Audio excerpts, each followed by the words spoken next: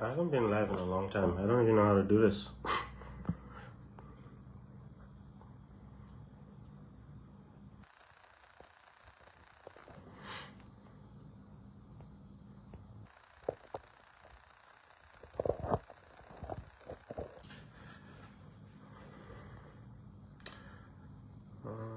Hold on.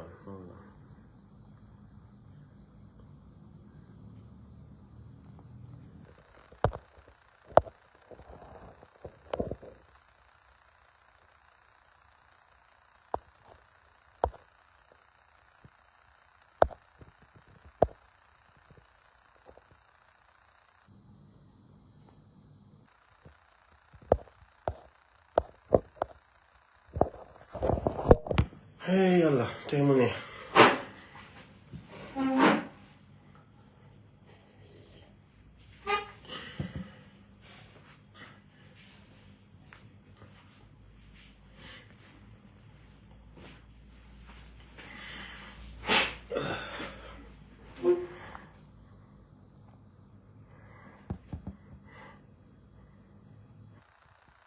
Kodu. Hi, how are you? Na ngeen def? So, assalamu alaikum. Ku nekk sa tur sa center. I haven't done live in a long time. I don't normally do live. I normally just do a short video if there's something very interesting to talk about, and then I'll share it. Why funny mom mind just ne guy busy. You know. It's very unfortunate I have to come here and do this. But it's one of those things whereby you just can't sit down idly by and letting it just go. So I just wanted to share some light. Why there's this guy, I don't even know this guy. Some guy called Cisse, Shirif. Let's see who's how much Turambisa la hamut. Some guy in Madrid. How much tag, and he made a live. And I saw Wandifa and Bubakar were also live. So I don't know how to do this. Let me share this. Well, anyhow, Loma Buana was real quick, right? Wow. Loma Buana was my Lee. I never expected this to be easy. Like as always. This is not about just UDP. This is a national issue. So the reason why I'm doing this, there's no fight that's easily won. I don't expect people to rally behind what I'm saying right away. But common sense dictates there is something fundamentally wrong in our society, and we need to change it. The trajectory that we're on, the trajectory that this present government is on, is untenable. The status quo is untenable. We all know that. Kepa ku nekk biir Gambia, te dinaa dugga si Wolof, then maybe English I'll break it down. Kepa ku nekk si Gambia, di nga xam metit bu nekk si biir dëkk bi and what people are going through. Prices are going skyrocket high, and everybody's just going through a mess. We went to an election. Boo xam ne UDP had the option of joining a coalition, but UDP Almighty thought that they could win the election just like that. I'll tell you to be honest truth, the people decided last minute that they were going to vote for Adama Barrow. Adama Barrow, the political animal in him, we don't underestimate. Adama Barrow, more har UDP, boom form a Barrow youth movement. And they were telling him that you need to write to the party to become the flag bearer. After Adama Barrow had already won and he's in the office of the presidency. So I have seen, so how this all started, yen muy dora ñoni.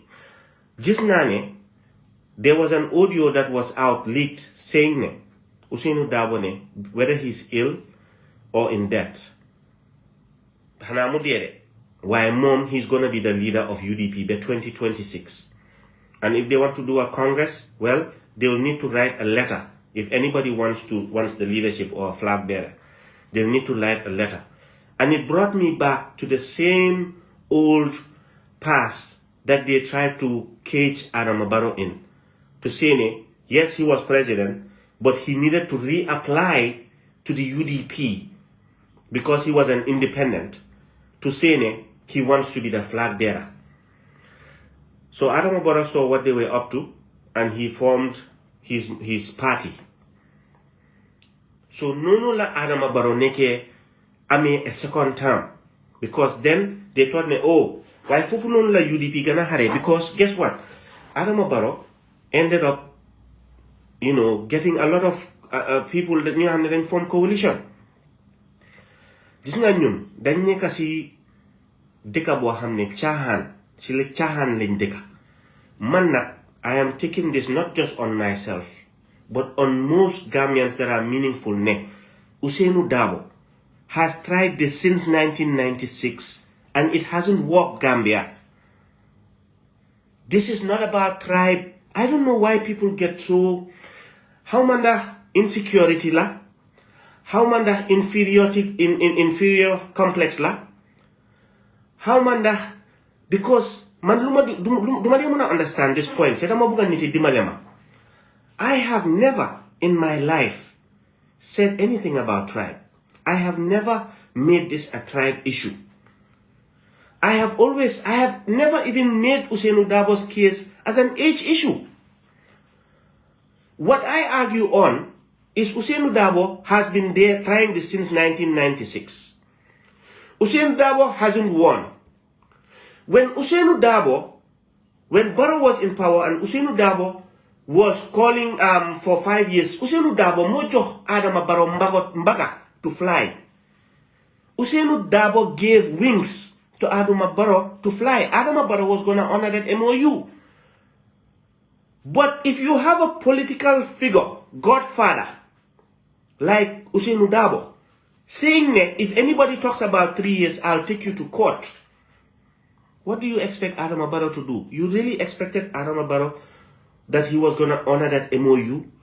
After you have his main political godfather, his mentor, Diko wax ne ko bul faale ñi. Guess what Ousainou Darboe did? Guess what he did? After bum taxawé di campaign ne for that 5 years, he went and then did a reverse after they fired him. Because Fuguton and Nenkodon fire, he was daring Adama Barrow to fire him. You remember Garuwale when we were sitting down saying, you guys need to govern that country. We need the change. The change just happened. You guys need to govern that country. You remember the Garuwale, the back and forth between Ousainou Darboe and Adama Barrow? When Ousainou Darboe goes to a campaign as a vice president, sitting on that chair, Mudem campaign, the Garuwale Adama Barrow. Adama Barrow, when he goes in public, the one that community and them, the Garuwale Ousainou Darboe montamit. Huh? You remember that? He was daring Adama Barrow to fire him. And when Adama Barrow finally woke up and realized, I cannot have my number 2 man, the vice president, going to campaign for a seat that I am sitting in while he's sitting in office. Adama Barrow sacked Lawyer Ousainou Darboe. Adama Barrow sacked the Minister of Finance. I'm forgetting his name. Amadou Sane. Adama Barrow sacked Kembe Seng Jame. Boubacar Sidike Jame's father. Nyom Nyata. These UDP were taken out just like that. And what did UDP end up doing? New reverse. When we were genuinely fighting for the 3 years to defend this MOU, Manelen ki jam fakat la. Because ni buñ just toge rek si len dem Maka. Taluñ Gambia ni ak hifange bu nekkon ci rew mi. After a change of government, instead of changing the system after dictatorship, they flew to Maka with their families. Ñu ne xaliss amul ci rew mi. That was when I knew that these people did not have the interest of Gambia. I have been calling the flags way back. They were not listening. When the private jet came and they were spending thousands of dollars to be flying around when Gambians couldn't even have medicine or food. You remember those times, Gambia? This guy, some guy called Cisse, this Sheriff Hollanda, I didn't even save the first name. Sheriff Cisse, they call him schoolboy or whatever his name is. I have never seen this guy in my life. This is the first time, by the way, for your information, Mr. Cisse B, since you've made it here, this is the first time I'm ever watching you. I don't know you for a second. Te ñoo oye celebrity. God, we are not celebrities. We are ñun doomi Adama lañ. We are nothing. We are humble servants of God. ñun man kuma xam ne man suma boppa si suuf laa teg suma boppa. Ekatiwuma suma mbagay si kaw kenn. Dama ema ñëpp. I've been living in Gambia for the past 4 years. Di bu ma ñëwee si dëkk bi. Kenn xamewuma réy-réylu si biir dëkk bi. Te man, for your information, xam naa fi nga bëgg a laal. Di dem si when it comes to my job relation. Lu ma si mën a wax rek lu ndaw la rek lu ndaw. Ask any UDP member in the company that I work. I will not even mention the name because I'm not going to give you credibility. Ask any UDP member whether Momodou Njie does his job well or not. Whether Momodou Njie is valued or not. Man, xam naa ne value nañ ma te man ma value company bu ma nekka because you know what? I am there for 4 years. Gis nga bu ma ñëwee, I could have gone to the government to seek for a job if I was a job opportunist. When my father was one of those that helped bring in change. If I was an opportunist, I would go and find something or somebody to lean on. You know what I did? I applied like any regular citizen for a job.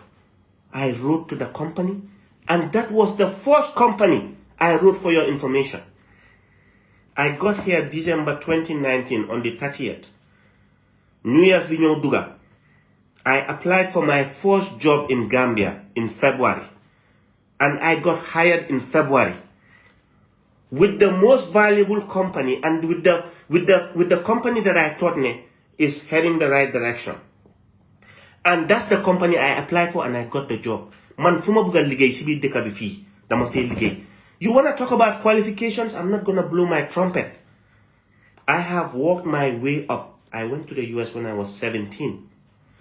I will not bring this down to a personality issue about me. It's not. This is about Gambia. Well, real quick, in 30 seconds. I started working when I was 17 years old. Musuma am less than ñaari liggéey. I was doing 3 jobs at some point. For your information, I have worked my way up. Buma jógee America, I was working at a bank. I have worked my way up from McDonald's, from gas station, from caregiving, to a professional job. I went to college with A's honors. Man don't def well. I graduated. Man haruma Kate America. Because suma wajuri largest, suma papa suma yaya largest, makling. Suma bati papa bingen de toy. Most of you did not know it. In 2017, he had a stroke. In 2017, after this man defended the will of the people in 2016, for 1 whole month, this man was in Gambia defending the will of the people. He stood by Gambians, ungrateful Gambians, who he defended for 1 whole month. Sibi dekabifi, di waha ñom pandiri mbay. Suma papa, yaga ninko jinne APRC la. They have never shown a picture where he wore green, where he went to a rally. Suma papa, sude yen ngeen fogg ne salary bu ndaw buñ ko fay IEC, he's greedy. Suma papa bu mo am li mo am. Tranga bi mo am. Where were you? Suma papa hanga lan mo tax ken yabu ko. Let me tell you the honest truth, because ken munu ko jena. Like father, like son, man ken munu ma jena. Man halis duma tital. I work my ass off to get to where I am. Nothing is given to me on a silver platter. Go and ask UDP members where I work, whether I am valued, whether I know my job, or whether I'm not doing my job. This here is a distraction. Let me tell you guys one thing. Those of you in the diaspora, Ligue Africa, mo nehut. Let me tell you, Nella, when you are in Gambia soil, these political leaders, let me tell you what they do. If they cannot stop you, they will come to the person closest next to you to get you to keep quiet. because what you are saying is not in their interest. Man, depuis bi ngeen ma xamee yéen mi nekk struggle bi ndooyu ndaw yi jógee Madrid or who this idiot is. He doesn't know the history of the struggle. He doesn't know when we formed Duga, the impact that Duga had in Gambia. Mine, hey, I am not here to be reading comments. I don't even know what's happening. I'm gonna straight right at it. Mine man APRC law. 2012, for your information, all these people at death row. That's when Coach Pasamba Jaw and others were protesting. That's the first time I felt so proud of myself in 2012. This is going to be here for history. In 2012, I'm going to spend 4 hours. Momodou njie. Today, I will tell you who Momodou njie is. I did not even used to go by the name Momodou njie for your information. I'll tell you how that came about. Man Modou njie la man bari hami. Ñenay hami ma M boy, ñenay hami ma M. You know. But 2012, when Yaya Jammeh made that declaration, and because Buma Neke America, depuis 2000, I was not paying attention to Gambian politics or anything. I didn't care. I was just living my life like a teenager. But when I saw that statement, they showed me what Yaya Jammeh said. I did not care about my family. I did not care about anybody. I said, if they can do it to anybody in death row, nobody is safe in Gambia. That's when I stood up and I joined Senabu Fall, Coach Pasamba Osmenga. Feka, the name Duga was not even there. We just protested. I'm gonna give this guy, I'm gonna lecture these idiots, these UDP psychopaths. I'm not talking about all in UDP, but the psychopaths that are at on Facebook, ñu nga xamne musu executive bi musu lena jema stop or régler. Yen ñeneen suma papa ñena disrespect. Yen ñeneen man. By now you should know, those who know me very well will know that whatever Loma living, ni la ko def soma sage. I brush off my shoulders. I was living in America for 20 years. Ndoyu ndawi ngane you are in your 30s or whatever. Man, I'm not gonna entertain. Let me just talk to the people. There's something more important here. If you've seen it, they're trying to keep me quiet. There's something more important happening than Momodou njie or Talib Bensouda or UDP. It's Gambia. That's important. Gambia la ñoo wax. So gisee madanga you guys honestly thought this was gonna be easy. Hey, kuy xeex depuis 2012. Yow foog nga ne kii ñi dinañ dem tee ne man lañoo ratul man. Xam nga ñu ne nit, when you are in a place, you humble yourself, you put yourself down. Waaye tey ma wax leen history kan mooy Momodou njie. For your information, gis nga when Yaya Jammeh made that proclamation that he's gonna kill everybody at death row, that was when the new Momodou njie was born. I said never in my life I will watch people just kill people just like that. We stood up and Yaya Jammeh said, if I don't kill them, I will drink alcohol and eat pork. You remember that? Where the hell were these people?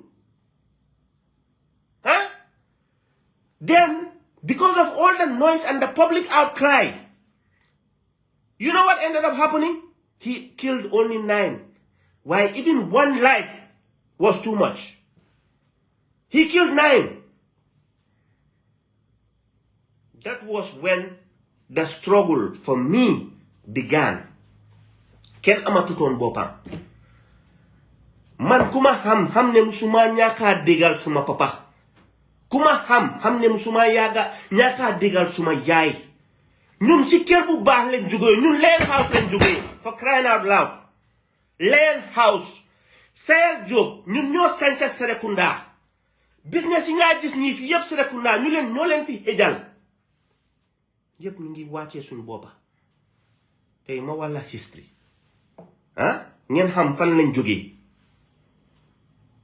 Gis ngeen Horeja Job, gis ngeen Sayer Job bi ngeen doo wax, Sayer Job bu ñëw di ceen turam. Suma mamati maam la, suma yaay, suma maam, Horeja Job, di Aliou Maman Njaay, yaayam. Papa mooy Ali Job.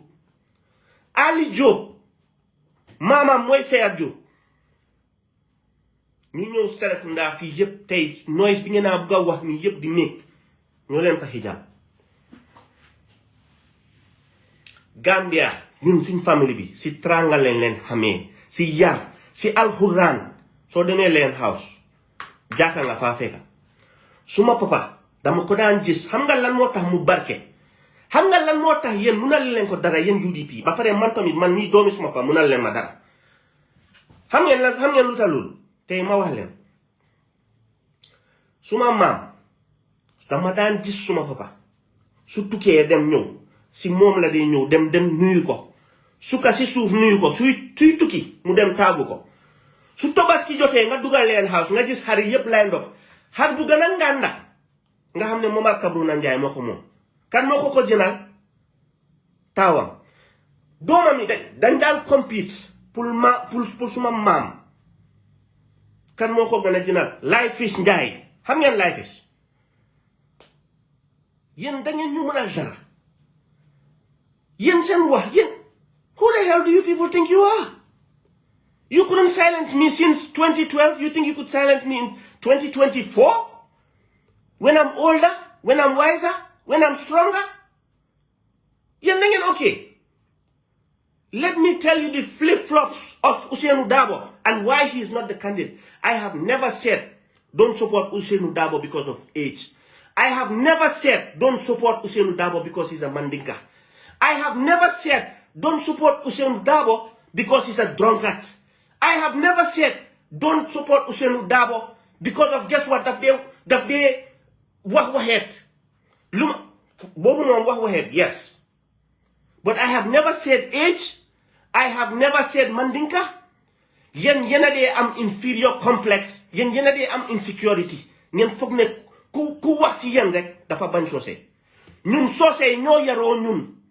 Tey soo demee suma kër papa opposite am soose suma papa su ñëwee xale yi dañ ko dee toppa ni la leen dee téye suma papa dafa làkka soose suma yaay dafa làkka soose ñun opposite suñ kër London Corner fu ma yaroo dañ doon foo ak doomi soose yi ñuy play.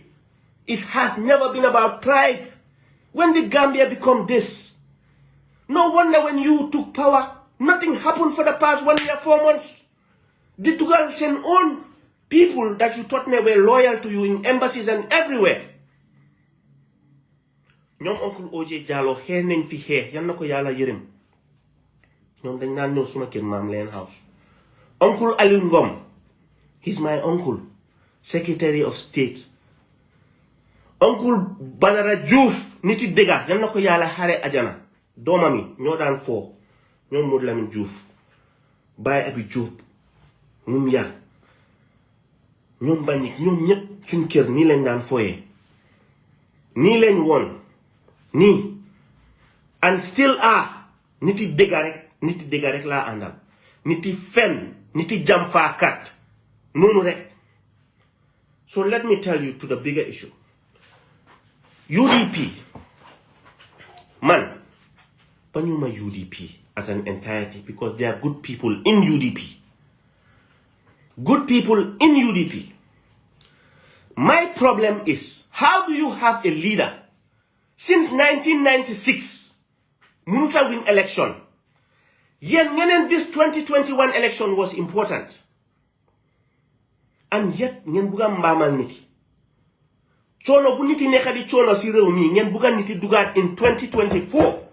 Ngena wax ne kan lawyer Ousainou Darboe moy njit moy nekka flag bearer. Ñun suñ yoon nekku si. Let me tell you fan la si suñ yoon nekkee. Pare leen 2021 you did not form a coalition. Lan la Mama Kandeh def ak Esafal just bi ñoo ñu announce noo ci buñ xamee ne ñàkka ne ngeen dem toog ngeen loolooy seen coalition. Aliou Momar Njie xam nga lan moo tax mënalu leen ko dara suba fajar su jógee Yaasin laa tari jàng ko mulki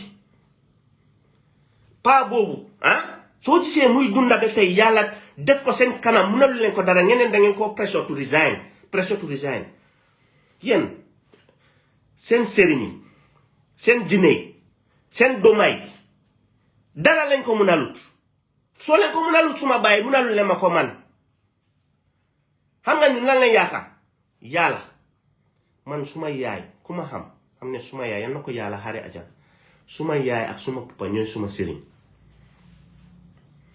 soo leen gisee ba léegi mënalu leen ma dara yéen nii ngeen xam ne ñaani waajur moo ma toppa comme que da ngeen foog ne disrespect la wala dama disrespectful man ku ma xam si suuf la ma xamee yéen xamagu leen ma de lawyer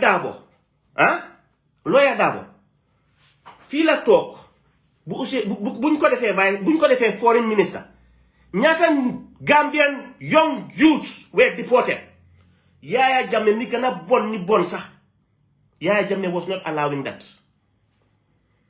Yaya Jammeh was not allowing those deportations. Tay da ngeen bëggoon a am li ngeen a wax rek we will have something to talk about. When he was foreign minister delloo njukkal how ñoom Ibrahima Diba who I have respect for. What did he do? Bu mu demee Saudi si embassy bi mu call Panderi Teki.com ku bugg a tekki ñëwal UDP yéen da ngeen foog ne ñun tekki moo tax suma papa 2016 buñ ko bëggoon a rey tekki da ngeen foog ne tekki moo ko fi tegi da ngeen foog ne su doon tekki yéen da ngeen foog ne salary IEC moo téye suma papa yéen da ngeen dof yéen xam ngeen suma papa mbaa 2016 when there was an error guy ñu nekkoon si biir IEC bi ne suñ ko ceeñee Yaya Jammeh mun naa wax lii wala léeg-léeg buñ ko def xam nga yi fi dictatorship te di ragal yéen xam ngeen ne man ragaluma Ousainou Darboe I have respect for him but I'm not scared of him nor am I scared of UDP nor am I scared of APRC nor even the sleeping president we have right now I'm not scared of him torox xànge bu nekk si réew mi fii lu nit di dunda moom la ñoo wax fu nekk nii moo tax ma ne leen this is beyond UDP if we see the right candidate to support we will support him te gis nga kooku su eewuwut you know what's gonna end up happening to him let me give you a scenario te ñu nekkuñ fi pour yaaxal kenn taalib fu mu egga daf ko yeeloo because guess what man fogoon naa ne su duggee UDP si KMC bureau bi he was going to politicize it and they keep sharing that snapshot waaye lan moo tax sharing woon audio bi because dëgga rek moo nekk si audio boobu dëgga rek moo fa nekk and you have proved me wrong because yéen a ngi bugg a jiitalaat Ousainou Darboe gisul dara lu dul boppam xaw ma ban sëriñ moo ko nax mu ne ko dangaa nekk président but maybe sëriñ bi daf ko wax ne ko vice président moom mu foog ne président lañ ko wax di ngeen xam ne 2026 the Gambian citizens will rise up and tell you folks ne leen you have no other choice but to choose the right candidate. That is where we are as a nation. This is not about telling your party how to be run or processes your hamne, yen the executive. We don't trust you for your information. We don't trust you. If we trusted you, would you not have formed a coalition? If we trusted you, lan moo tax ba léegi ngeen a tudda Ousainou Darboe as a leader pour flag bearer yéen bay right now su ma ngeen wax leen seen papa mu resign man fit bu ma am when I was in the struggle so su ma wax ñu ma wax ne ma doomi Ousainou Darboe du njee wax I am not them bokkuñ sax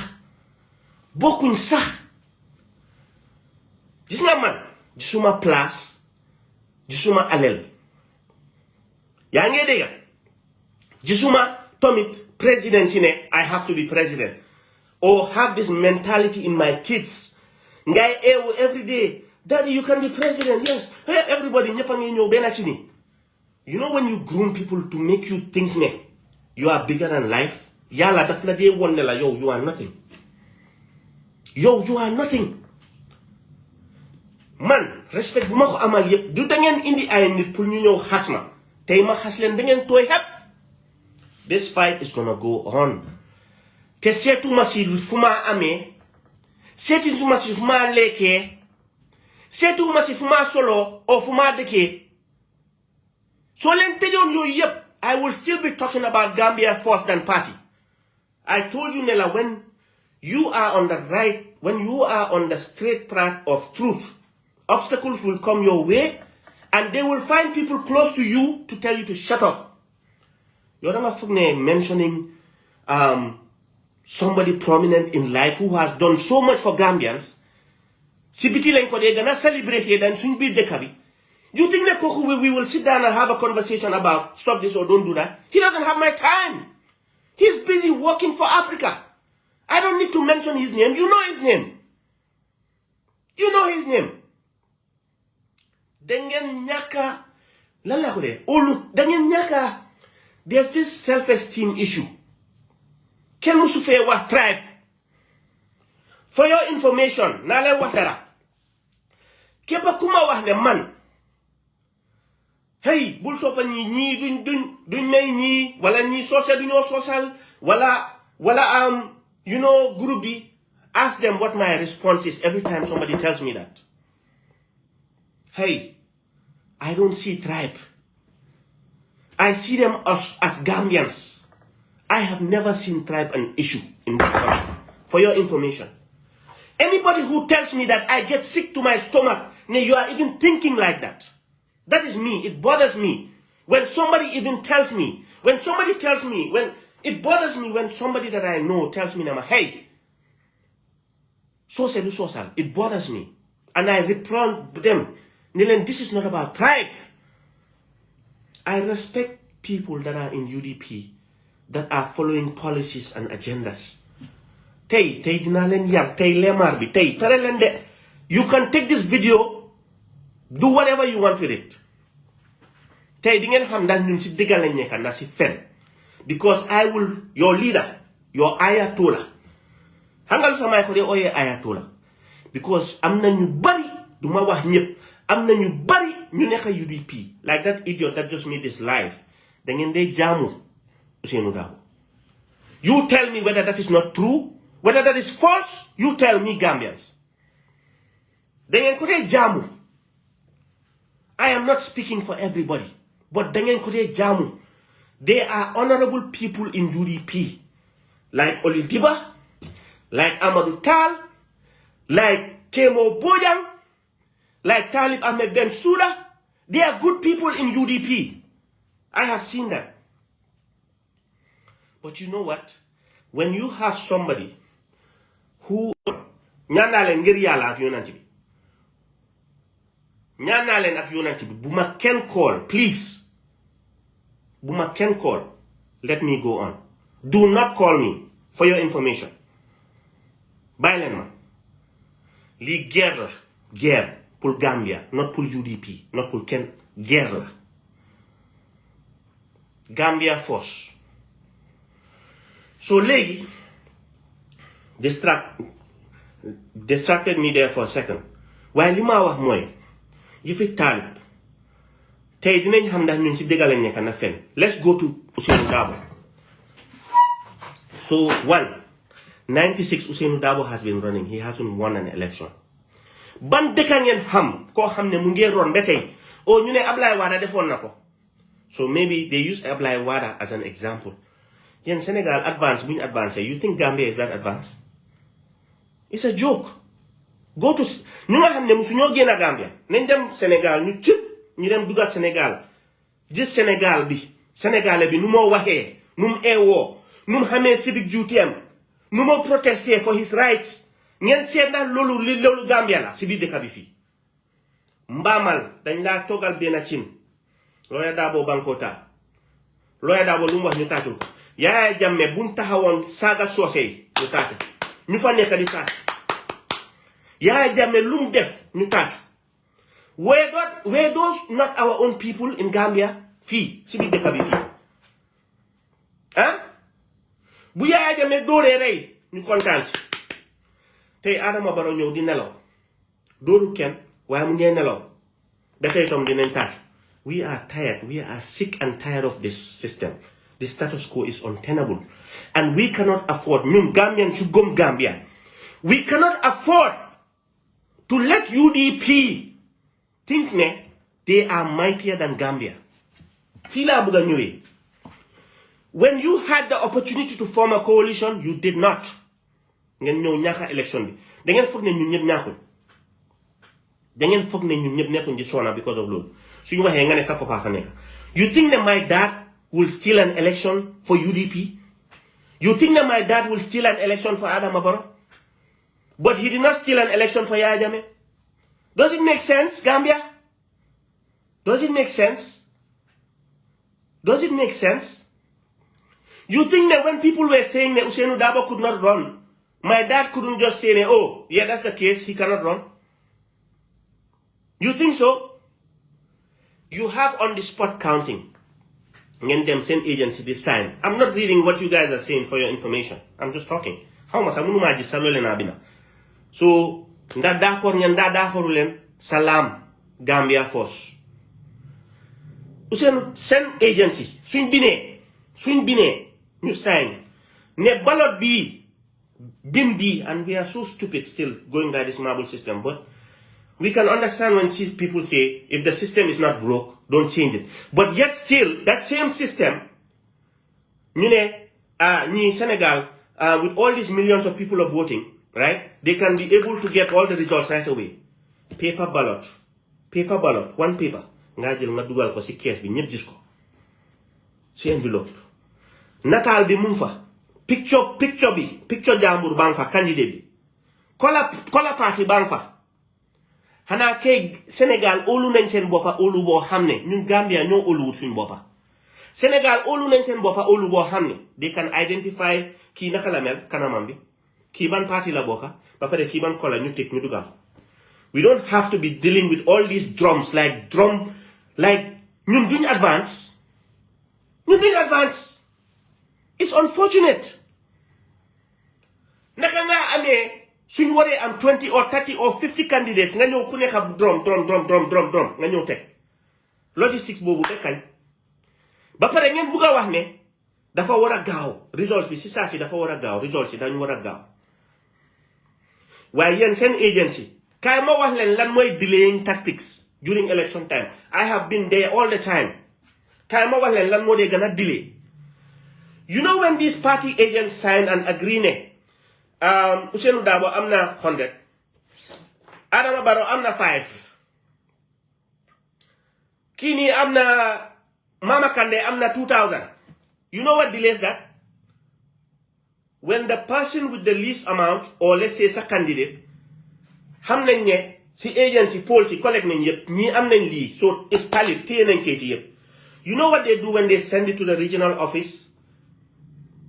Send agency lañ dee wax ne bu leen sign beneen bi bu nga xam ne mooy last paper bi bu ñu war a ñëw announce dañ yaa ne buñ sign kii mu ngee ñëw wala kii ne ko buñ ñëw kii ñëwut waaye dañ dee fàtte ne as long as there are 2 other parties from different parties, they can sign and the results will be announced. Fan ngeen mu sa gis ñu génnee kayit yu nga xam ne sign nañ ko ba pare ñu ñëw di ko wone on Facebook ne gisuloo Talinding ñu ngi am fii 1000 waaye IEC bi ñu ngi report ne 500 lañ am. Fan ngeen mu sa gis loolu Gambia ba pare registry bi tey ma leen tey xam nga am nañ ñeneen dañ dee nelaw they just go by what anybody just tells them.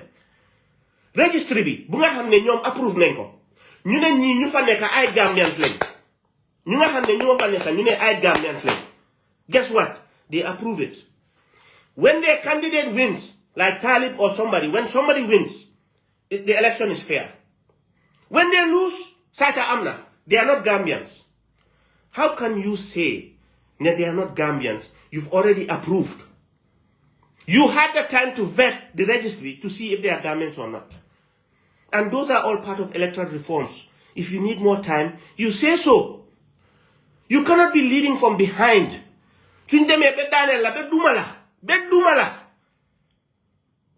Comme baron ko he mbele naka la mbe buute la comme nun ko defé nonu suñ démé be duma la nga ñëw né lañ saata waye yow so dumé tamit so winé Yeah, yes, this election is a yellow wave. It's a yellow wave. You see, they stole the election the other time. And Dolende Rus. Dolende Rus. Now let's go. Usainu Dabo. I have never said he's old. I have never said he's a Mandinka. So kuwa rek danga ban chose. Setlu len Facebook kuwa rek. If they cannot counter your argument with constructive stuff that people can say, he hate Mandinkas. I have lived, I have walked. Boy, ñun bañ nañ ko be. Suma papa ñum adopt. Huh? Duma fa jaar sax. We live with them. We eat with them. We played with them at school. Please don't call. Please do not interfere my life. Ñaan naa leen rek ngir Yàlla yonent bi. Please. Lima wara wax dama ko wax. Te li guerre la bañuma ci dara. Man Gambia la gis. Please don't call me. Buma ken call. Luma wara wax dama ko wax. Man nekkuma nit ko xamne niti daw la wala niti fen la wala niti tapale la. Man ci dëgga bi rek la dee jaar. You either respect me for that or you leave me. That's it. Then continue. So gis nga ñun dañ buga gomlo nit ne ñun dañ bañ so say te that's not the case. Fi ken bañu fi ken, fi ken opalew fi ken, fi ken ganu fi rey ken. We are all one. I don't see tribe as an issue. I don't see religious bigotry. Yes, there's been now extremism in Gambia lately. Ñun bu ñoo yaru fi ñun xamuñ lolu. I saw Pastor Forbes and Imam Babali. This FGM issue is very unfortunate. Some people believe it, some people don't. But it's sad, ne? You would hope, ne? With time, with evolution, with education, dingen ewu, wayen, nun daan def affaire si stone age, non ngeen buga ñoo doxale si biir dëkk bi si time bi, si 2024. Kon ñun suñ jànga ban njëriñ la am? Suñ jànga ban njëriñ la am? Suñ jànga ban njëriñ la am? Yen Gambia dama gudde. Gambia dafa starta good sax. Be ñoo bokka si ñu ñoo konte. Yen Yàlla wursagal ñu ku mel ni Talib. And I'll tell you why I did not support him. I've already shared the video. But I did not fa jaaraat. Because dafa am ñena dañ am thick skull. Yaayam, who I have respect for, Auntie Ami Bensouda. Musuma ko xam. I saw her after I came. Yaayam, she was the special counsel during the CRC, the Commission of Inquiry. Yo, yange investigate, yange prosecute APRC and all other people involved. Yo, ngane danga sol yellow, ngane support sa dom. You Gambians, you tell me whether that is right or that is wrong. You tell me. Hana kay sax ñu janga sax neka bir UDP dinañ xam ne that was wrong. Why not move on? So from there, because of Tom Yankuba Koli, APRC, APRC, I have never supported APRC. Yeah, Jamenu, we were one of his worst nightmares. Panderi was the worst of all because Monda Sibole saga you can hamu. Yanna ko yala hare ajana. Why guerre la nekon ndeysaan no gis Gambia sax. And it's very sad. Very sad. Why? Fuma don buga wu ñoy moy. Ñu mari la sax. Coming president. Yes, thank you. Well, just my comment here. Why, for your information, just now, if Lawyer Dabo becomes president, boom, end of Gambia. And it's unfortunate. You know why? Lawyer Dabo could have been greater than what he is. And I'll tell you why. Lawyer Dabo could have been greater, bigger than what he is. Lawyer Dabo was representing people with no money. Fayinko, muy dan dole.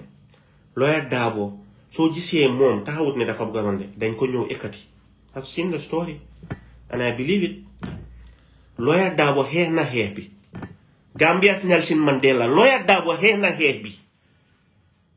I have respect for the man.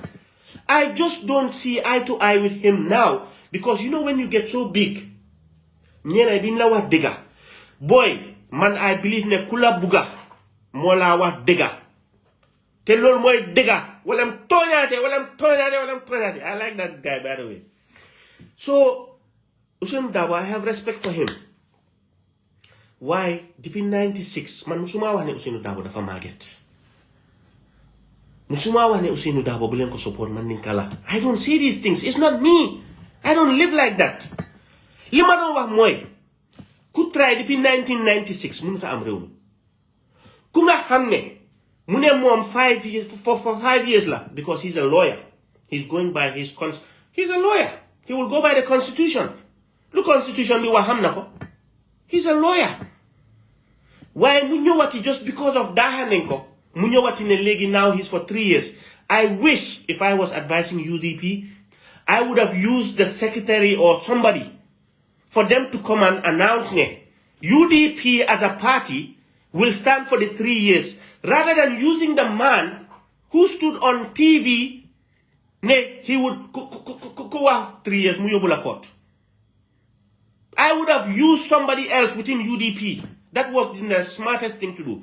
Because you know why? Then everybody will say ne Lawyer Darboe did not come back because you know why? He is a lawyer. So by profession, party bi ñoo ëppal Lawyer Darboe. That would have been the smarter choice to make. You tell me, Gambia, whether that was right. When he decided to be the same person, and I was like, why is this man saying 5 years? When they fired him, now he's saying 3 years. Why couldn't somebody come? Nga xam ne bu boobaa integrity would have been intact. As a lawyer, as a constitutional lawyer, man fofu dama ko fa daan jox gàcce ngalaama. But guess what? When Yankuba Darboe, when we were fighting for the 3 years, genuinely, because Barrow orkat la, oron na, defoon na ko once, do twice. While when Barrow decided to sideline the MOU, Barrow, yéen a ngi remember interview boobu buñ ko ne ndax yow doo wax waxeet Sénégalais bi di ko interview mu ne ko déedéet du ma wax waxeet mu ne ko waaye nguur neex na de soo fa toogee mbaa doo wax waxeet soo leen play laa tolloon Barrow ngeen xam ne wax na waxeet Halifa Sallah nag ku ko jëloon mu lii doon convention bi xam nga yàlla suy defar dafa mel ni ku yaa Halifa su toogoon for that 3 years daf doon defar foundation bi mu abal leen.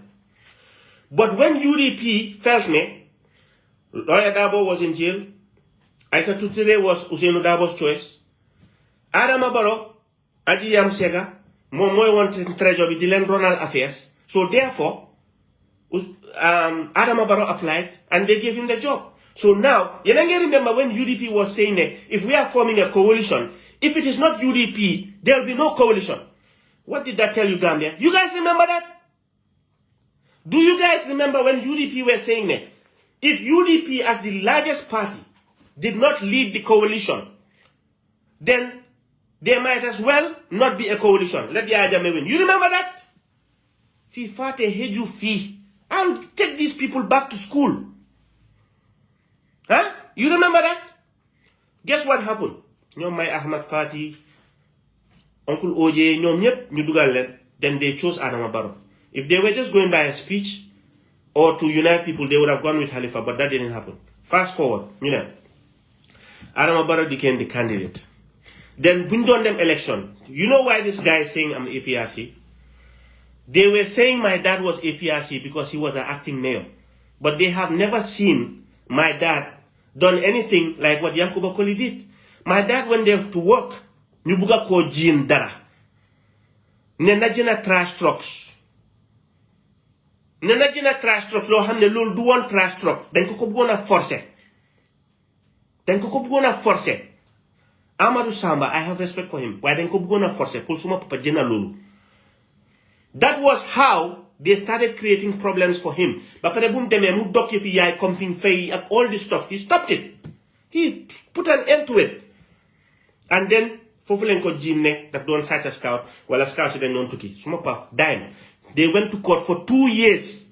Xam nga nit ñu ne dee wax dëgg waaye yaxana xel. So dama koo leeral. Then guess what? He went to court for 2 years. Ñu seize asset Samir.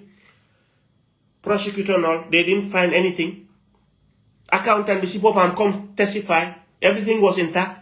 As a matter of fact, my father was paying from his pocket the Scouts driver.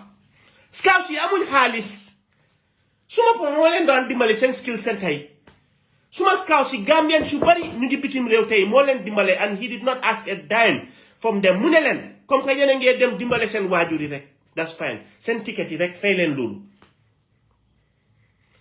Gambians within own Gambians ñu nga xam ne mënuñ woon a dem ñoo dem di boole guys ci embassy ñi suñ tukkee duñ ñëwaat. The people are still living, they are there abroad ñene yaa ngi ñëw ci dëkk bi. Up to this day xam nañ dëkk bi they still praise my dad for giving them an opportunity to travel te moom lekkut seen dalasi he did it for Gambia waaye boobu Gambian si musuñ koo xam. Driver bu naan fay doomam bi suma papa moo ko yar bu driver bi gaañoo kooku moo ma yóbbu bu ñu doon dem Dakar soo seey suñ biir lañ dëkka si ñun lañ bokka mënuñ leen a bañ. So this notion suñ waxee ne ñi dañ bañ soosey is false. Let's go to the main issue in terms of why this is bigger than UDP. When you were supposed to form a coalition, you did not. So why should we trust you, ñun citizens yi nga xam ne ñun ñoo nekk di sona right now si biir dëkk bi. When at the end of the day you still want our vote, but you don't want to listen to the populace. ñu nga xam ne yen no ñaka hambahut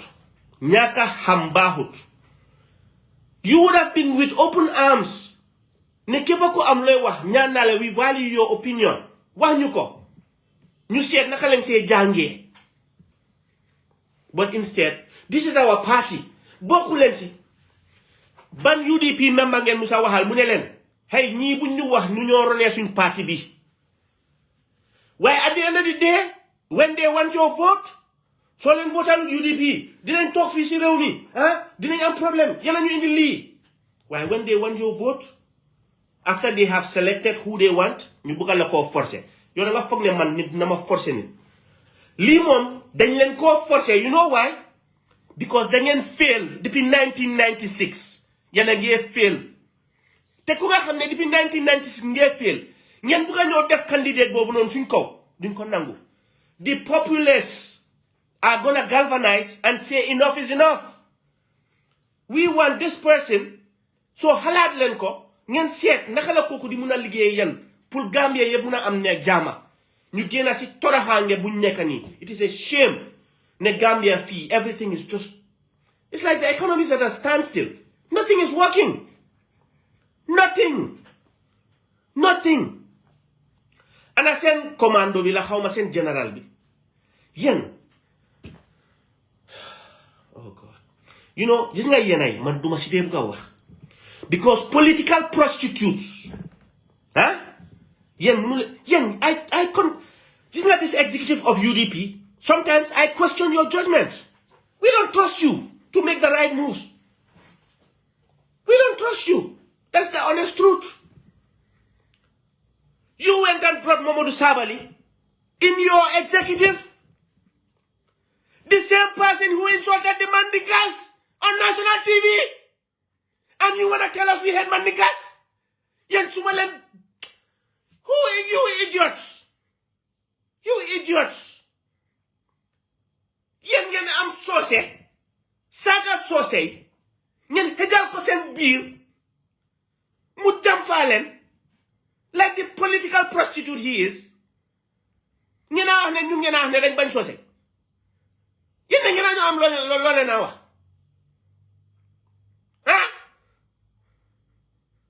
We don't trust your judgment. Man, suluma taxaw ci degala taxaw. Gambia lañ gis bala UDP. I don't trust your judgment. Bu Momodou Sabali daf leen beta. Wax leen ko te admit ko. We don't trust your judgment. I will remind all of you. I will remind Gambians. Why? The populace is more important than UDP. You made that bloody blunder. I have never talked about Momodou Sabali. Suma ko gisee assalamu alaikum time bobu daf ma léegi-léegi mu xool ma bañ maa nuyu. But still as a Julit, I still have to say assalamu alaikum. When he ditched you fools and went to Barrow, buma ko gisee man nuyu ko ñu nuyu wante assalamu alaikum maaleykum salam fofu lañ dee am. You fools, I don't trust your judgment. So you think Talib bu nga xamne ñun bëgguñ ko won pour mu ron because of yaayam lu solé yelo ah ku nga xamne fogon nañ ne su duggé dafa politicize bureau bi deful lolu. He is working for Gambia. Yen ngeen fogg ne we will wait until 2026 and then you guys might not end up choosing him.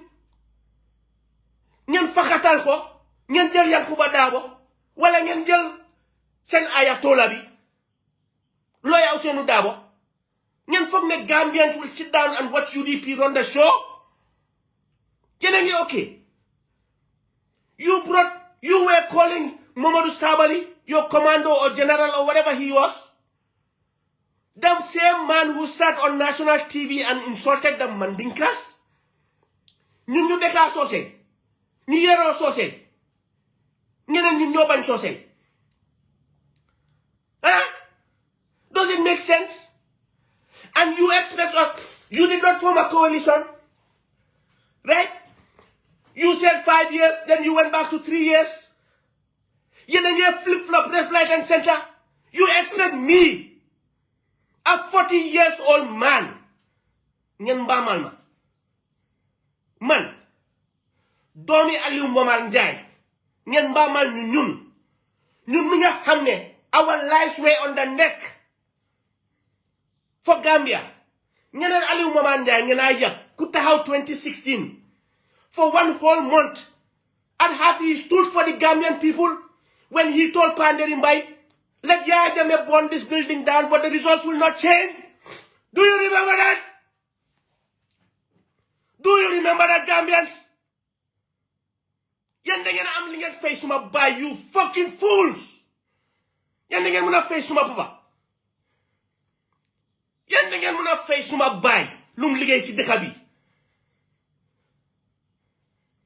Yen are ungrateful. For 1 whole month, an old man standing by the people. And you folks, please don't nobody text me. I'm not reading your text. You fools, he stood here for 1 whole month to beat the Kabi. He could have been killed. He could have been jailed. Then man suma papa mako don wax ne ko papa, do not even go to an embassy. Do not go anywhere. Junglers were contacting me, telling me to tell my father to run. I said he's not going anywhere. Remember when I posted, Papa, if they put a gun to your head, we your kids, dina la ñaanal, take the bullet. Yen da ngeen ñu opale ci Gambia. Da ngeen ñu opale ci Gambia. Gambia force. Pa bobu nonu bi ngeen a wax, bi ngeen amalut respect. Bi ngeen de saga every day depuis 2016. You think Ousainou Dabo could have never written a statement then? Ne len bu len saga pa bi. Yen ngeen ñew di ma wax fi respect. Yen ngeen ñew di ma wax fi respect. Respect is mutual. It is mutual. Yen di suma papa du de dega sen noy ci sax for your information. Na resign. Yen xam ngeen suma papa. Tamam. Mu ne 2025 March si la mo jeex. That is when he will leave gracefully. I used to tell him to resign since 2016 pour mu am famille, mu am bopam. But now, su ko fi Yàlla jëlee alhamdulillah. Lu mu wara def Gambia def na ko te ñun kontaan nañ ci pa bi. Yeen yena ko yab de. Yeen yena ko yab. Ñu xam Aliou Momar Njie dega. Ken yabu ko. Land House. Yena ko yab de. Waaye Gambia ñu ne Yàlla du la dee jox njiit. Nu sa nit yi mel. Loolu leen la dee jox li nga deserve. Toroxaange bu nekkee right now si biir dëkk bi fii yéen soo leen pere ngeen eb nit si gele-gele yi teg leen si kaw ñaata nita de dee si accidents yi yéen ngeen you value human life over politics. You value human life. Our children are dying from these accidents all because of politics. So leen pare block tali yëpp ku nga xam ne sax mu ngi am emergency su dee dafa war a am doom naka la moo rombee yéen ngeen lii dëkk buy dem kanam la ngeen lii politics la so Talib Bensouda nit danga war a dëgër. I'll come to you last, but let me finish this Ousainou Darboe thing. Gis nga Ousainou Darboe, he's a statesman. Lu mu waroon a xeex Fast Njaga Choy, ñu ne man I was not fighting for Gambia. Fast Njaga Choy, when Yaya Jammeh blocked them and said that nobody will have access to move, go back to our pages, do some history, do some research. We were saying that was wrong all over. They have to have access. They cannot be on the road. Te ken du fi jay nit suñ xaalis fana fan lañ ko dugal. I will not send my money to UDP bureau, but I put my money in the struggle for Gambia, not for UDP, for Gambia. Because UDP tay won nañ ñu ne with all the blunders they are doing, bringing Momodou Sabally. Now where's Momodou Sabally? He is with Barrow. Yen ngeen buga jox Barrow another win in 2026 by bringing back the same Ousainou Darboe who just lost. This will be the worst shellacking in history. If he is the flag bearer in this 2026, yen lu leen a dal, because people in UDP will not vote for Ousainou Darboe. Mark my words. Mark my words, and you know it. Now, if this is a strategy for you guys to say, okay, it will be Talib, but let's just hide under Ousainou Darboe, or let's just throw people off with Yankuba Darboe. Let me tell you why, guys, your strategy is flawed. You know why? Nit so nyeme, danga nyeme. Amul ragal, amul daw. You announce, I want to be president. I want to be the flag bearer. I want to lead Gambia. These are my policies. I hope you will vote for me when the time is right. You speak up, you stand up. The leader of UDP can easily say, this is my guy. We brought him up. He will not do to us what Barrow did. Remember, Barrow is our Barrow. We will never abandon Barrow. Remember Moses? Do I need to go on to remind you guys why I do not trust your executive? Did it mail mama tasare affairs? Yep. Ma won len lan moy flip flopper and why I do not trust in Ousainou Darboe's judgment right now. Our Moses of Gambia. Our Moses of Gambia when I was in New York. Our Moses of Gambia. Barrow is our Barrow. We will never abandon him. Come rain, come shine. 5 years. Anybody who 3 years, we will take you to court. Words from his own mouth. Your own leader. Am I lying? You tell me, Gambians, if I am lying. Ne mom waxut lolu. Nama domi lawyer Darboe wax ndax man dama fen ne sen papa waxut lolu. Nama lawyer Darboe wax ne man dama fen mom waxut lolu. When lawyer Darboe was Minister of Foreign Affairs, when they asked him about that speaker who was APRC, he was one of the best of Jolas.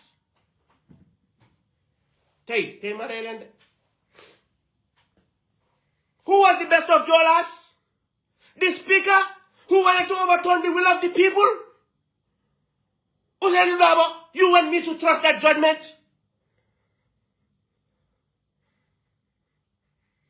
You want me to trust in that judgment? No, he's one of the finest Jolas we could find. He was fighting for us while he was under.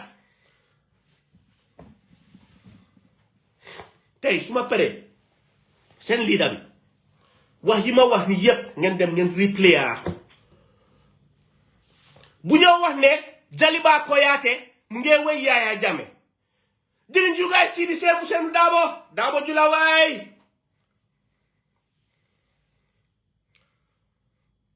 You tell me, I'm going to make the case to the Gambian people. Why?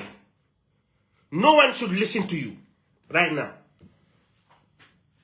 And Talib will also make an informed decision. It's not Gambia. It's Kampi Talibangini, Kampi Yankuba Dabongini. Remember when they were saying Birka more gonna populate? Talib won, yes. Talib won from cross-party people, but Birkama more gonna populated. So therefore, Yankuba Dabo, if we are just to go by numbers, he got about 78,000 votes or something like that. You guys remember that? They were all playing their cards. It's about Talib, it's about Yankuba. It's about Talib, it's about Yankuba. Rohi Malik Law.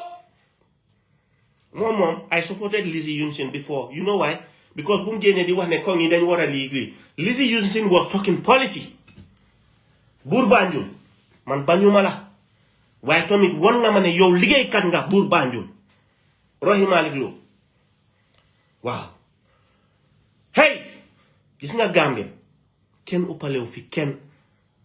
No deglu len rek gis nga diga ken du ko ragal. Diga ken du ko ragal. Pandiri Mbay, you know why they fair Pandiri Mbay? Allahu Akbar. Yan na ko yàlla yërëm. Pandiri Mbay yan na ko yàlla yërëm. Yan tey suma paree yan. Ngeen da ngeen defaraat life. Ngeen ñëwaat. Bu buba lu ñoo wax nii ñu nekk di ko wax Gambian si rek. Moses of Gambia. Commando, Babala Commando. Babala Commando. Babala Commando. 5 years, 3 years, kuko wax ma yóbbu la court. The speaker in South Africa, whoever he is, he's the best of Jolas. Aji Yam Seka, when she came out, support len Usainu Dabo. Si yen la boka. Yen a nge fata lolu. Okay, suma pere yen. You know, with time, you get stronger, you evolve. Nga muñ yalla may la. Tay, suma pere yen. Man duma waxa mbojo yi ndaw yo xamni xawma sen tour sax. Something Cissé la tuda. This Sirifo whatever. I don't know this dude. Di Fatou Camara bi ngeen daan fatul. Tay dama tuda ay tour. Suma mune tuda sen lawyer Dabo. Tay dama tuda ay tour. Tay. You know why people are saying I'm APRC? When I stood up, Duga, I respect them because Nyoma groomed to who I am. Nyom Usmenga. Usmenga is a radical, for your information. Koko Hamut. He's a radical. While man, I'm more diplomatic. I'm more calm. Us is a radical. Coach will protest for Palestine. He will protest for... Coach Dafadegu. Sometimes Coach will say, M's problem is M is too honest. And that is my problem. Maybe. Yeah, it is a problem. But I don't know what is too honest. It's either you're honest or not. Hey, this is not Duga. When we said ne, when we said ne, we are going to come to Gambia, we are going to protest. And I sat down with people of Duga and I knew that we were not coming. I said, you know what? I'm sick and tired of protesting in New York, protesting in DC. We have to go to Gambia. That was when I parted ways with Duga. And Fatou Camara there, mune daf ma jappale. Fatou Camara feka ñu ko don xéxal. The same Fatou Camara ko nga ne xawma ko won sax xawma won mamam sax. Dana ma yalla bal. Xawma. Why? I'm sorry about that. Mom mune nañ dem Gambia because man ma ko propose. Mané xex bi daf why protesting here? The fight is in Gambia. Let's land a plane in Gambia. Raise some funds. Ñu buga dem. It will be an outcry. People will video it and say things are so bad in Gambia that if people are coming in Gambia to be arrested by Yaya, then things are serious. Why gis nga bu Fatou Camara ñëwé ñu ko jégeñ ki daf la yóbbu dem Yaya dem sacrifice la. Then moo tamit mu call ma xam nga man sax dama waxoon ne dama laa dimbale. After all that campaign.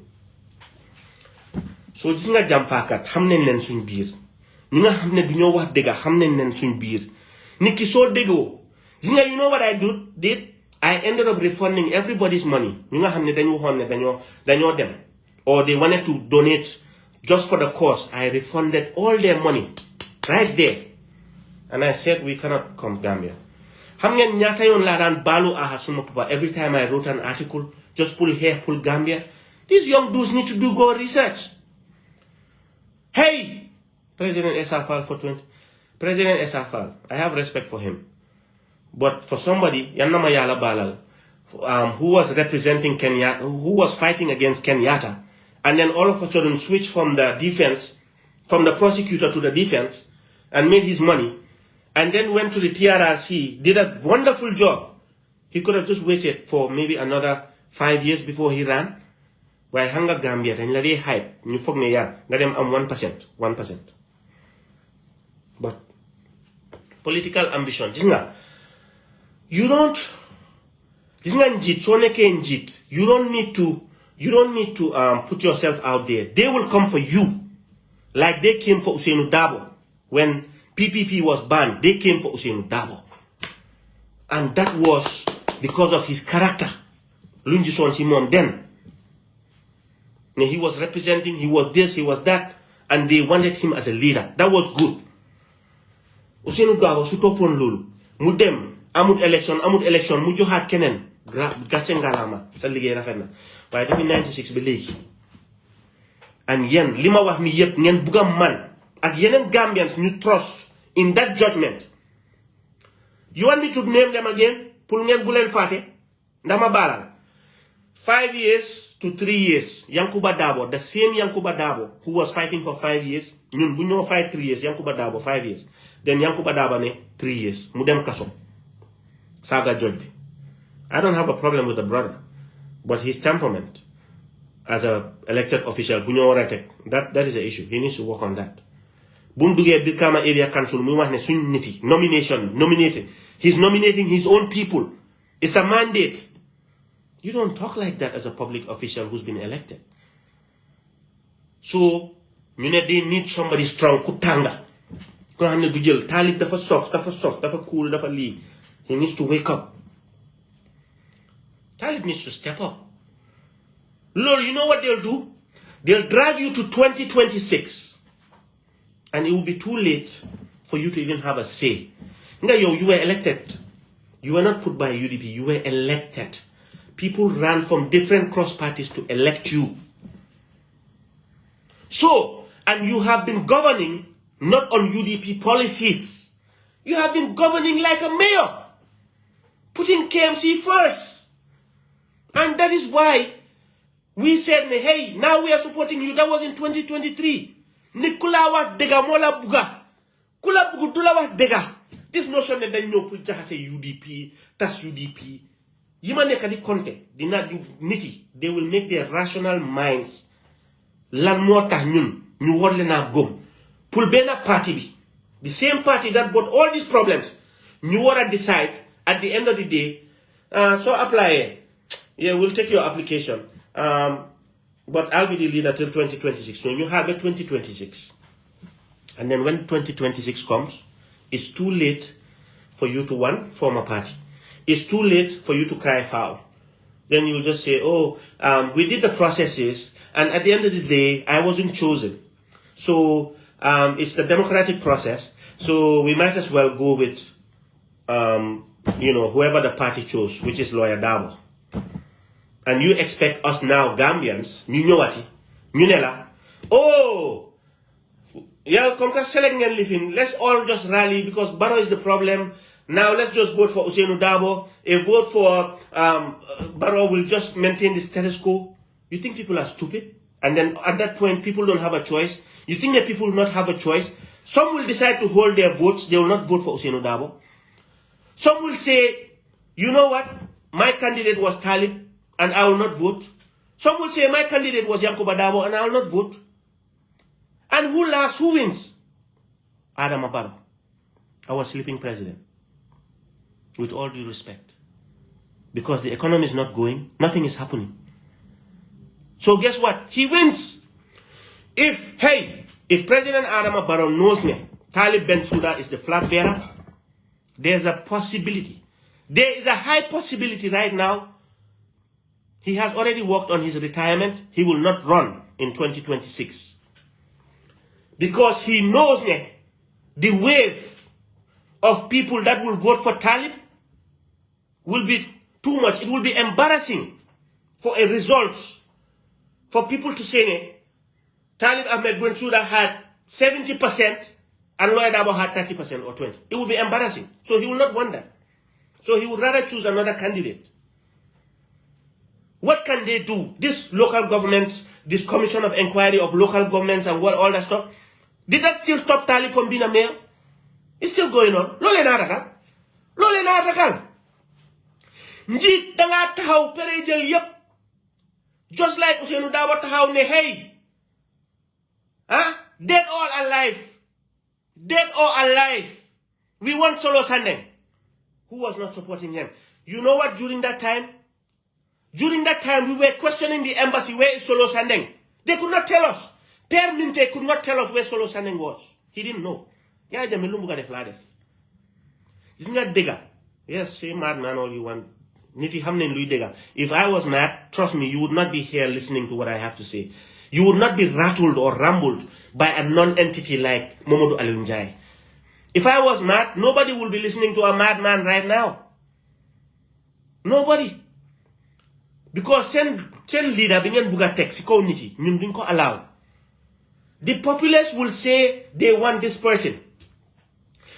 I have no problem with your processes, it's your party. But at the same time, you have done so many blunders in that executive. No, we don't trust your judgment. We don't trust that process in the first place. Because we've seen the process in the convention, how Adama Barrow was chosen. You want to tell me that was a fair process? Fi fate heju fu de dañ leena fatele kul pour wax len lan motax trust in sen process bi ngeen a jël kini nak Momodou Sabally bum joge Momodou Sabally was APRC saga len ba pare dem joge APRC mu dimale form Barrow youth mu joge fofu nonu yan ngenen you open arms after li ngeen ko don wax yeb mu ñew Momodou Sabally smelled what time it was. He either knew is Talib, I cannot deal with the mom, or so, and he just knew. He either smelled it is Lawyer Dabo or is Talib. So he financially he needs to help himself. That's what he did. Why hanga God? Shouldn't God? Dangane fi amatuma fi life. Harama set numa de me benen deka madam dimale sumanja boti. Right? Why, when I say political prostitute, whenever I write, you see political prostitute, I'm talking about the pen. Gambia's pen. You know Gambia's pen. Fi ñu fi da habina bari nañ why oil Gambia's pen. You know? This is not a personal attack, it's the truth. Nit soy degul. I could have gone and worked for government. Suma papa liali. I did not go there. I'm not looking for a job. For your information, I'm not looking for Talib's number. I went to school with the brother. No bokon class. Ben jehal for one. I know the family. Good people. Good people. So new game of man, I'm just trying to distort UDP. It's wrong. Damages game plan be. Money, hey, 2026, we still have time. This cannot be. If you guys continue on this path, Gambia moy nyaka. Not UDP de. Gambia moy nyaka. Because President Adama Barrow moy winat. Easy. Easy. Easy. Love your baba. Love your baba. I am never gonna stop anybody from loving. It was very unfortunate in the last election. You know, he was ill in the latter part, struggling. You see hair bila, that's hair. Hey, he was in mile 2 with my Uncle Bach Samba Jallo. Uncle Bach Samba Jallo. Timey PPP. Young Uncle Ousainou Njie.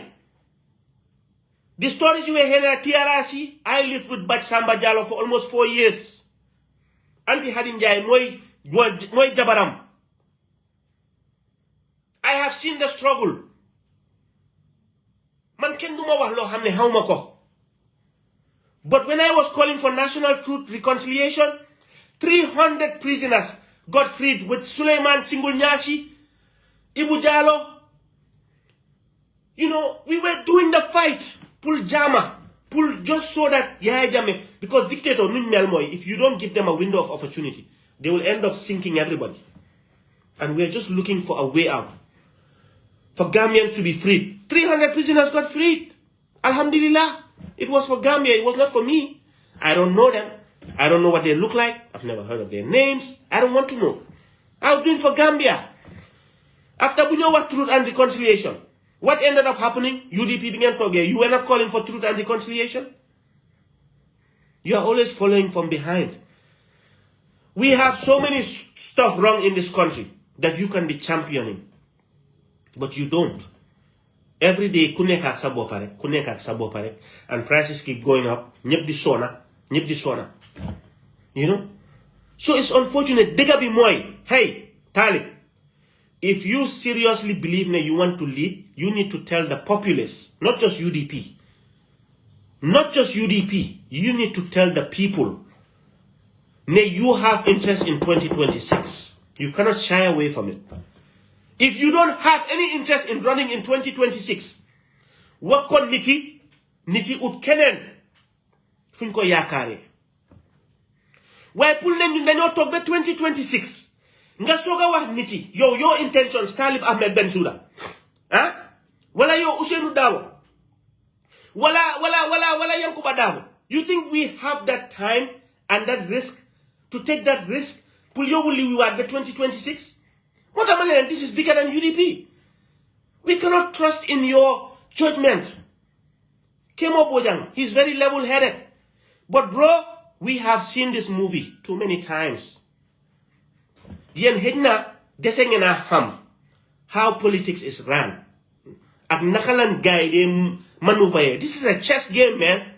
This is a chess game. Ousainou Darboe dinalen yobu be 2026. And guess what will happen during that time? Because of it's too short of a period. Kunfa Tana. Even Suntane Talib in 2026 at a latter part. Because of the time period, there will be people who are die-hard Darboe fans that will not vote for Talib. There will be die-hard fans that are Yankuba Darboe that will not vote for him. So you know what will end up happening? They will say we have to settle for Ousainou Darboe. He's our leader. He's our godfather. He has sacrificed more than you, more than anyone. And you're Talib, yo, 2016 la hambi. Yo, kan nga nekon UDP? Yo, kan nga nekon UDP? Ñu fatel liggéey bu baax bi nga liggéey KMC. Te ñeppang sé tek sen bot. One idiot said I did not vote for Talib in 2023, even though I endorsed him. You think I will openly be telling people to go and vote for Talib? They share videos and it speech you more johe. The one, you know, and then I will go in that ballot and still not vote for Talib. Does that make sense? Mola on the guy UDP, man yanna ma yala balal. Why sometimes dekala dama de buga jël these sycophants on this online but pare generalize, which is wrong. But a school of thought tells me, hey, if 100 people are in this classroom taking lessons from one person, and 80 people come out, and they're telling me, tell your dad to resign, tell your dad to resign, don't tell us about this, don't tell about that. What have they learned? You wonder why Adama Barrow is like this? Adama Barrow was a rent collector. He didn't know anything about governing. He came from the UDP. Ministry of Finance, Amadou Sane, he was great. UDP product, nothing against him. They have some good people, but you can see the disparity. You know, so there are good people in UDP, but there are also crazy people on Facebook. We have radicals on Facebook. And you know why I said in 2016 Yahya Jammeh was going to win? The same people I was fighting in the struggle. Largely li Demba Nganjai, that mom binuko won. And I'll bring back that story. Although we've leveled it up, we are now friends. Yep, pasena. Largely kon that binuton back then. That they are saving a silver bullet for my dad if he announces ne Yahya Jammeh mo win. You go and ask him. The man in Sweden. And I was like, wow. Coming from the struggle, from people I'm fighting with, threatening me, saying that they will shoot my dad if he announces that Yaya Jammeh wins. I said, Yaya Jammeh dafa win. Panderi. Modern air affairs. Mawaha Panderi. I dared them to do that. Because Numa Hehal. Numa threatening Nesuma Papa Sudefeli then Kore. And then on top of that, we were seeing all the soldiers supporting all these rallies and all these things. You think that I was going to go there and say, what? I dared him. I dared him then. While all my actions throughout was fighting Yaya Jammeh. Protesting. Writing. So you know what? This is not Daiwara Janga from Senegal, the latter part. Ousmane Sonko. Heh boom heh. La Ousseynou Dabo heh. Ousmane Sonko. Heh boom heh. La Ousseynou Dabo heh. Well, guess what? Ousmane Sonko. Boom hamere. Fi. Munuma fe am ndam. Fi munuma fe am ndam. Dafa ne jital len Jomay. Jital len Jomay. Jomay moy Sonko. Sonko moy Jomay. If Ousseynou Dabo munutona dem. Gambia's Nelson Mandela. Munutona dem. Ousseynou Dabo tahaw ne, hey, if you have respect for me as somebody who fought the fight since way back, Jital len Talib Ahmed Bensouda, you think ne, we would not have enough time for those that are angry, for Talib to actually sit down with them, engage with them, get them to know him more, and unite the party? Now, lole na ragal. But this notion, if he says that, he cannot say that because there are other people who want to vie for the position. If he says that, then other people will be disenfranchised. It will break up the party. Boy, Hanako Hamud politics. I did political science for your information. I have seen so many things. Hanako Hamud Darah. This is a way forward for Ousseynou Dabo. And then you could force at the latter part. Because then Talib camp will be here. Yankuba Dabo camp will be here. Rohimalo camp will be here if she's still there. They will all just say, you know what? Let's just support our party leader. Let's all put all hands on deck. Dabo Jula why Nyen Fatene is not just UDP. Then you Nyen Fatene, there's a populace out there who already rejected that in 2021. And you think us will just sit down idly by, wait till then. Boy, su ñoo dem dëkk ji China sax wala si faro bi wala fenen moo ñu gënal Baro pour mu amaat beneen term 2026 si jàmm. I wish him well as president. Ne xëj na fii balaa boobu mu wécceeku. What's the likelihood? Baro fu mu amee advantage rek. He's very patient, very calculative. Mu ngi xëcc gaay di def coalition am rek. Mu ngi xëcc gaay rek. ñoom Dr. Cissé dem nañ. What happened to Dr. Cissé? CA. What happened to Dr. Cissé? UDP. What happened to Momodou Sabally? You see where this is going? You see why UDP is rattled right now when we are talking about this? Hanga, this was never part of their plans. Out of somewhere, there'll be a group just started talking about 2026 right now. Hey, if Talib is the right guy, and you all believe he is, Jital Lenko, for the interest of Gambia, Barrow might not even run as soon as he knows Talib moy candidate be. That's the right approach. Anything less, and Talib Ahmed Bensouda is more electable. When I say electable, I was watching Boubacar Siddique Jammeh and all these people. It was just sad. It was really sad to see when I say it's more electable. They're going on different assumptions. So I'll break it down what I mean by electability. I mean electability based on people crossing different parties from GDC, from APRC, CA, independents, coming to support Talib. I mean that. He is more electable. In terms of development projects, they see Talib as a more Go get her. Yes. Bilkama is now on that track with Talib has set. Hanga niki. Mun sakana munge dem. Munge def yo hamne yang ko gis. Munge sampa ay library pour suñ ndaw yi ñu janga. Munge sampa ay parks because he has seen the value of sports. Mota, when your kids are young, do not stop them from doing anything they want to do. If they are bookworms, let them read, let them study. Maybe they want to be scientists. Maybe they want to be something else. But you know what? Talib is on the right track and we wish him well. Kula buga mola wa dega. Man ñuma fi pour yaha UDP. In fact, dañ ñëw pour jàppale leen ci jàmm. But not jàppale boo xam ne dañ war a dugga biir UDP. Pour jàppale leen. I hate that analogy when they say you have to be in us to tell us what to do. Because you know why?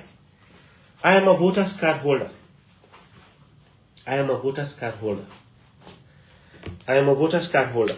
So suma voting card, if I have it here, right.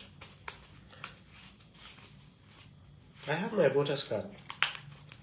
I've kept it. I don't leave it in my wallet now. I'm a voter's card holder. So yen so len choose e kolen buga choose ba pare. Huh? So len choose e kolen buga choose ba pare. Di ngena ñëwaat ci ñun. Ngeen ñu suñu dida ba ngi votal ni baro li. Bu boba xam nga lu ñu la def bu len ñu yapp. We would rather vote for a sleeping president because dole ñu mbamal. And it would be too late then to just pick him there because you know why? You know why? Because factions in UDP, sila ñoo door di mer. Ki ne jëluñ ki. They will not unite at that time. They will not. Ko xam politics, dina xam ne right now as we speak, am na ñeneen ñoo xam ne su dul Ousainou Darboe, they will not vote. They will not vote. We have that. And loolu lañ ñu bëgg a jaay ci end bi. We have been down this road. We are not going to repeat it. So, man, this was my reasons for saying what I'm saying. Gambia, we need to wake up and rise up. This is a small country, may have developed. The Kabundao, Gen warfare here. We have a river and an ocean right here. Na digena, we don't have solar plants. You still live by this nawek. Amatuma sen jotsa nawek. Why you still live by this on and off? Legi tane nasa. Why you still dunda melni ndox du am ci daytime bi de goudi time bo xamne nit ne ci la pression bi day xala tane. For how long can we do this, Gambia? For how long? Suñ tali ñu ne Batil Harding highway bi ñu ne li moy suñ ndam bi li ku tukki ñata accident mo am ci li yow fogg na ne li abroad this would have been commissioned, this would have been opened. Yen you honestly think that this project here would have been functioning in the west or somewhere? No traffic lights. You have people that don't work until 4, 5 watching. That's it. If this was a serious nation that was trying to hold OIC, they would be working in the morning, in the afternoon, and night. They would have 3 shifts. Yen. I don't favor anybody. But manka mankuda la dem sampa. Lola defon project. Where was Ousainou Darboe? You were working with him. Hanga mota man. When you were Minister of Foreign Affairs, what happened? Yen nyepa don't work. Barrow could not do nothing. Ousainou Darboe was running that government. Let me tell you something. Ousainou Darboe was running that government from the early start. He was not the president, but he was making all the calls. Because moi won Kilifa bi. See, early stage. What did UDP do when they had the majority in parliament? Munon nañu pass term limit. Lan moo tax pass ñu one term limit? Age limit bi la gaay talon. Legi tay ñun ñoo wax ne Barrow should not even go for a third term. Because, yes. So, lulen interest. Lululen tal. We have been down this road. Hey, we can all work together or not. And we don't have to join a party to work with you. We are citizens first. And hanga yen Gambia yagana dilen wahal. Bunyaka basmopa, he was not even the chairman then. He was just a commission. Well, he's in the IC, you should not talk. I am a citizen. I am a citizen. I am an independent citizen. It was only recently Bu Halifa don't live in Nane did not support Doi as an independent to vote for Halifa. but I have always been an independent person. Never APRC. Never. APRC musuñoo dem ubbi seen gémmiñ ne Momodou Alieu Njie si ñun la bokkoon lu waxal APRC ñu dem wax la loolu yéen xanaa ku ma xamul de soo fu ma daanelee ñu liggéey si jaama ñu am ndam 2026 pour Gambia wala ñu ñaaka Ousseynou naka kii nii toogati Baro toogati dëkk bi di gën a métti dëkk bi di gën a xiif bu yàggee dëkk bi kenn du fi des xam nga baak la nit yi nekk di dem di dee bu yàggee ñëpp dem Sénégal di uti feneen a feneen ñu bàyyi fi am ci Gambia ñu fi bugg a toog fi waaw so we can either work together or let the sink ship ñu si gaal boo xam ne capitaine bi nit yi ñoo ko ñu ka óolu ne kii mooy capitaine bi dañ ñu teg ko fa mu jël baar bi nga xam ne su wave bi ñëwee dina dive dina maneuver affaire yi and get us to safety for us to start building the foundation nit ku eewu mooy xam li ma wax waaye yéen ku nga xam ne tànnoon na gaal gi ku nga xam ne capitaine bi won nañu ne capitaine bi mënut a gagné wave bi nit yaa ngi faa dee ñeneen ñu joxaat kooku noonu capitaine baar bi pour mu yóbbuwaat ñu si wave bi ñun ñu ne maa bañ duñ ko fi def duñ ko fi nangu ñun Talib mooy suñu candidat te Talib if he doesn't step up for his rightful place pour demand gis nga politique ambition la ba pare tamit dafa am ni ngaa waxee nit yi ñu mun laa jëli am nañ yaakaar si yow waaye njiit bi ñu ngay ñaan looya Ousseynou Dabo kilifa la man su dee dama la tooñ baala ma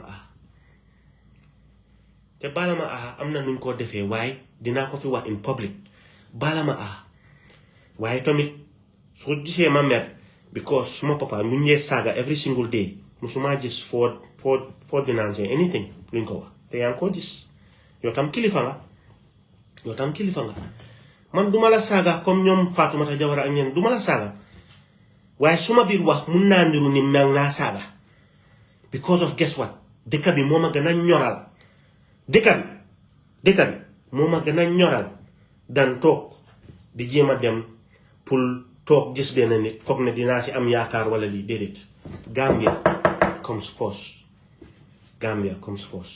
over anything else su dee xam ngeen ne mun ngeen a jiital interest réew mi ngeen def lu gën ci Gambia we can work together without being in UDP because bu boobaa ngeen foog ne ñun place moo ñu indi UDP just like any other vulture who goes in there ne moom UDP la ñëw pour liggéey pour réyal and then later ngeen find out ne dem na we can work from the outside in a peaceful manner guerre gi nag soo leen buggee mu peaceful dina peaceful mu dem soo leen buggee mu tànga fii kenn daaxu fi bina fii kenn daaxu fi wax waaw ida ñu dem kanam wala ñu dellu gannaaw waaye ñun population duñ dem jox baari gaal bi koo xam ne óoluwuñ ko ba pare duñ ko teg tamit si ñoo xam ne dugal nañ ñu si problème bu ñu nekk nii tey waaw loolu ñun population bi duñ ko allow te loolu suñ citizen suñ right la yéen seen right la as a party inside ngeen choose loo leen bugga waaye soo leen choosee loo leen bugga tamit soo leen génnee si biti pour ñëw ñu ne ñu kii mooy suñ capitaine ñun am nañ sañ-sañ bi pour bañ ne